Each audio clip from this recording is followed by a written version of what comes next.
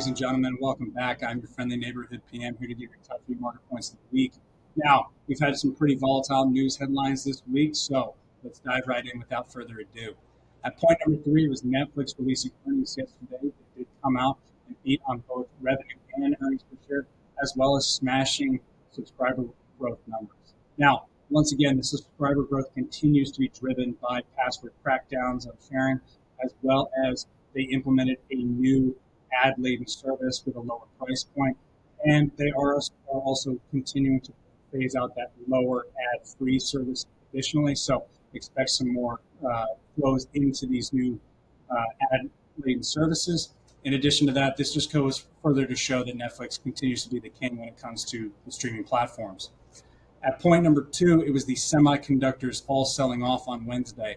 Now, this was primarily driven by some political commentary from both sides of the aisle.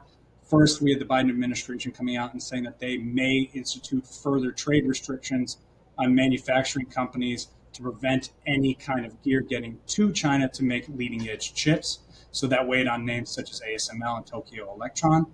Meanwhile, President Trump also came out and said that they may not protect Taiwan should he become president, or at least Taiwan will need to pay for that protection. So getting blasted from both sides of the aisle on that front.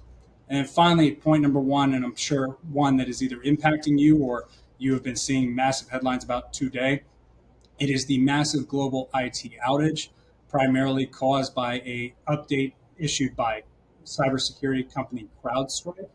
So what this has gone and done was CrowdStrike implemented essentially a content upgrade to their service platform that connects to Microsoft Windows. So essentially every Microsoft Windows computer nearly on the planet has pretty much gotten their servers knocked out. And we're talking knocking out medical servers, emergency EMT services. Airlines have to run out flights until they can get it back up and running.